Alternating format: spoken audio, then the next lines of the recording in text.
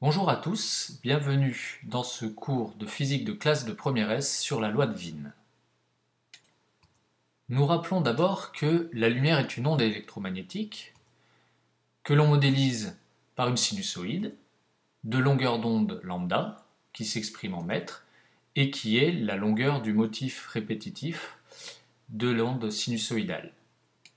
Cette longueur d'onde est associée à la fréquence de l'onde qu'on note f qui est égale à c sur lambda, ou bien, souvent préférentiellement, on la note nu, nu, la lettre grecque, l'espèce de petit v cursif.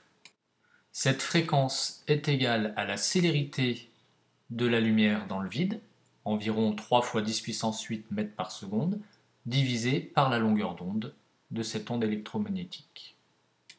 On peut remarquer d'ores et déjà que si la fréquence nu augmente, c étant une constante pour la lumière, eh bien lambda diminue, elles sont inversement proportionnelles.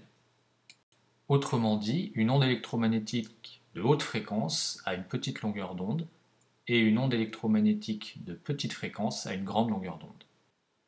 Nous allons maintenant nous intéresser à l'énergie transportée par la lumière. En effet, les rayons lumineux, le rayonnement électromagnétique, transportent de l'énergie d'un endroit à un autre, de la source vers l'objet éclairé. Prenons l'exemple du Soleil, qui envoie des ondes électromagnétiques sur, par exemple, de l'eau qui est dans un bécher, de l'eau froide. Qu'est-ce qu'on constate au bout de quelques instants? Eh bien, tout simplement, la température de l'eau dans le bécher augmente. Ceci prouve bien que le Soleil a transféré de l'énergie sous forme de rayonnement au bécher, et plus précisément à l'eau du bécher.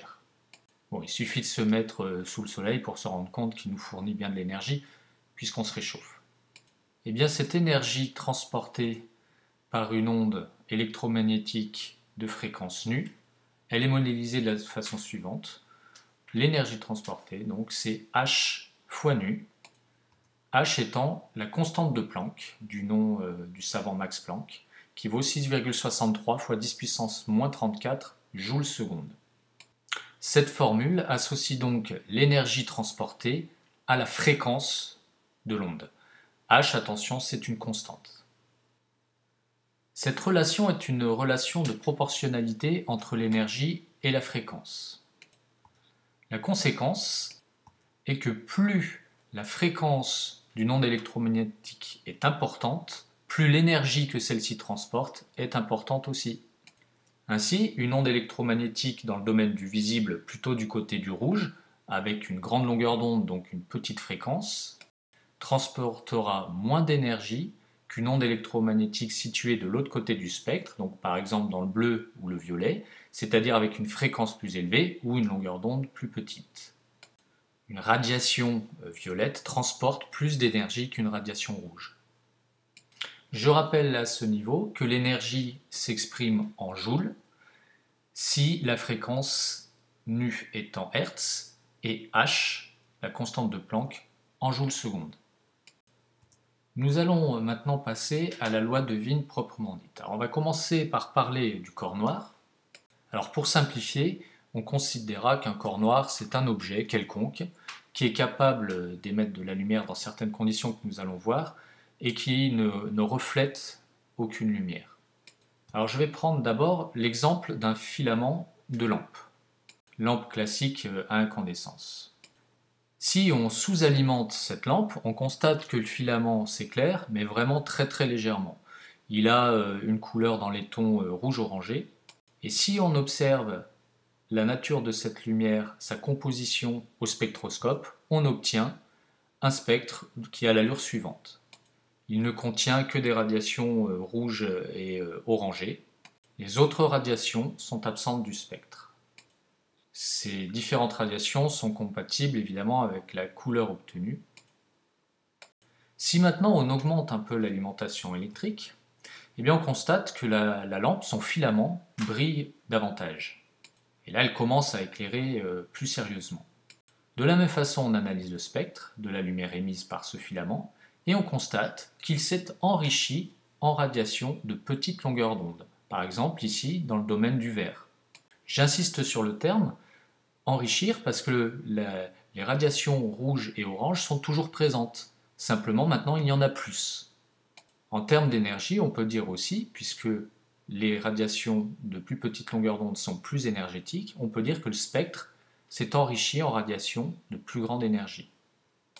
Si on continue, on alimente davantage encore la lampe jusqu'à son fonctionnement optimal, et qu'on analyse le spectre, eh bien on finit par obtenir le spectre complet de la lumière blanche.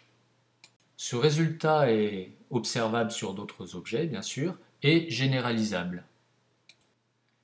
Plus un objet est chaud, donc par exemple ici le filament, plus il émet de radiation électromagnétique, et plus le spectre d'émission de cet objet est riche en radiations de petite longueur d'onde, sans pour autant que les radiations de grande longueur d'onde disparaissent. Alors je vais prendre un autre exemple momentanément. Et nous alors, l'être humain? L'être humain est aux environs de 37 degrés Celsius, et donc au même titre de la lampe devrait émettre des ondes électromagnétiques. Eh bien c'est le cas. Simplement, comme la température du corps humain est beaucoup plus faible que la température du filament qui chauffe, eh bien les domaines de longueur d'onde émises par le corps noir en question, donc le corps de la personne, eh bien ces ondes électromagnétiques ont une longueur d'onde qui est beaucoup plus grande, et elle est dans le domaine des infrarouges. C'est pour ça que même avec une forte fièvre, on ne nous verra jamais dans l'obscurité. Par contre, un détecteur d'infrarouge peut nous détecter. Alors pour continuer dans d'autres exemples, voici un premier, c'est la lave. Alors lorsque la lave est chaude, voire très chaude, elle émet du rayonnement dans le domaine du visible. Ici, manifestement, majoritairement dans le domaine du rouge. Alors que la lave qui s'est refroidie, qui est tout autour là, n'émet quasiment pas de lumière dans le domaine visible, voire pas du tout. Sans doute dans les infrarouges, mais en tout cas pas dans le domaine du visible, dont les longueurs d'onde sont plus petites. Si maintenant on prend dans une forge du métal qui a été travaillé, bien chauffé, eh bien ce métal émet aussi des radiations dans le domaine du visible. Et plus ce métal est chaud, plus les radiations qui sont émises par cet échantillon sont de petites longueurs d'onde. Alors tout ceci a été modélisé expérimentalement par Wilhelm Wien, qui a donné une relation mathématique qui porte son nom.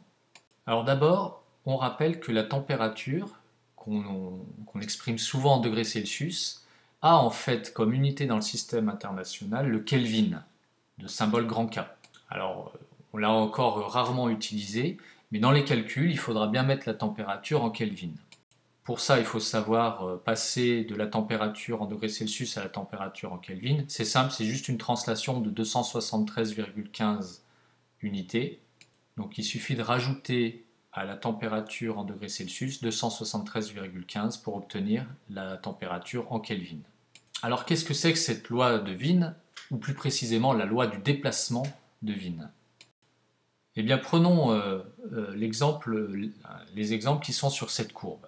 Alors cette courbe représente la longueur d'onde des radiations émises en abscisse et l'intensité de ces différentes lumières en ordonnée.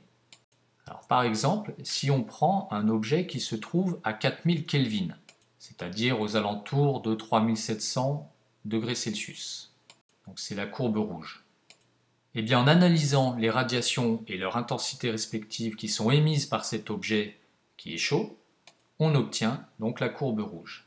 Alors cette courbe rouge, elle a une allure un petit peu particulière, elle passe par un maximum. Ce maximum ici symbolisé par les traits, donc avec une valeur de longueur d'onde qui correspond au maximum et que je note lambda max, eh bien elle dit tout simplement que l'objet à cette température émet beaucoup de radiations aux alentours de lambda max, mais aussi toutes les autres radiations.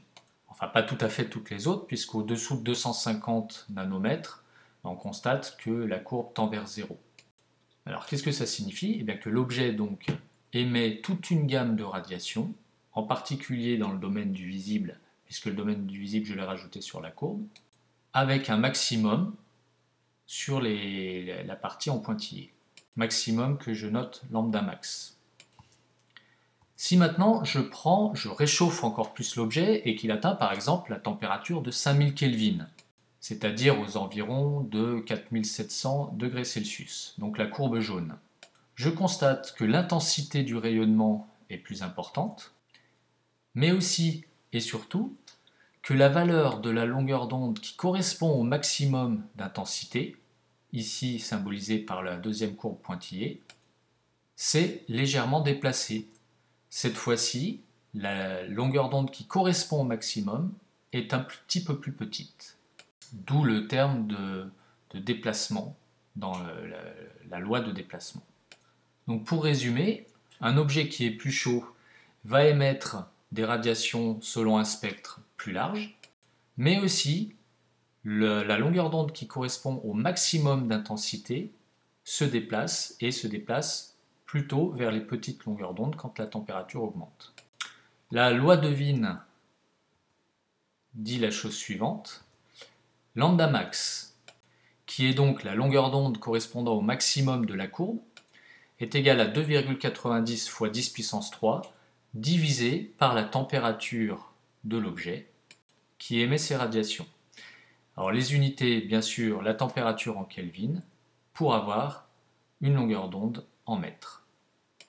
Attention toutefois de ne pas confondre une chose, lambda max, noté ainsi, ne veut pas dire que c'est la longueur d'onde maximale, c'est simplement la longueur d'onde qui correspond au maximum d'intensité. On voit notamment sur ces courbes que la longueur d'onde la plus grande dépasse largement les 2000 nanomètres. Eh bien non, cette loi elle permet simplement de trouver le maximum, la plus haute partie de la courbe, ce qui est déjà pas mal. Alors pour être tout à fait complet, il faut aussi, je vais parler un petit peu des étoiles, pour aussi montrer que la loi de Wien ne permet pas de prévoir les couleurs. Elle permet de prévoir la valeur de lambda max, mais c'est à peu près tout. Alors, on a ici trois étoiles vues dans le ciel qui ont des couleurs apparentes différentes, du rouge au bleu. Eh bien, si on analyse leur spectre, qu'est-ce qu'on remarque? L'étoile qui est rouge a un maximum d'intensité plutôt dans le rouge, même si elle émet aussi, bien sûr, toutes les autres radiations dans le domaine du visible, ainsi que dans l'infrarouge et l'ultraviolet.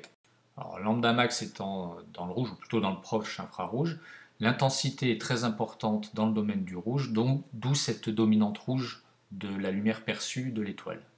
Si maintenant, à l'opposé, je regarde l'étoile bleue, c'est à peu près la même chose, sauf que cette fois-ci, puisqu'elle est beaucoup plus chaude, lambda max est beaucoup plus petit. Donc le maximum de la courbe maintenant est plutôt dans l'ultraviolet. Et l'allure de la courbe fait que la majorité, la plus grande intensité des radiations émises est plutôt dans le bleu-violet.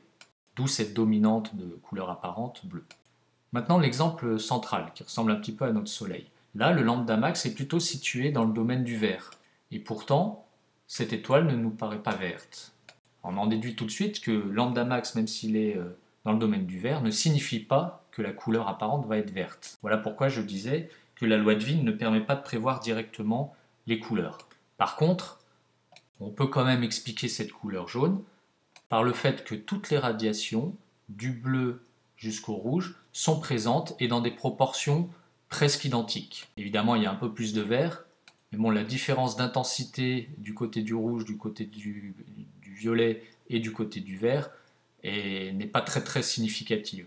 Donc notre œil perçoit à peu près toutes les radiations selon une même intensité, ce qui fait qu'on la perçoit quasiment blanche, avec une dominante dans le jaune parce que notre œil est un petit peu plus sensible au jaune. Voilà pour cet aperçu de la loi de Wien. Je vous remercie d'avoir été attentif et je vous dis à bientôt.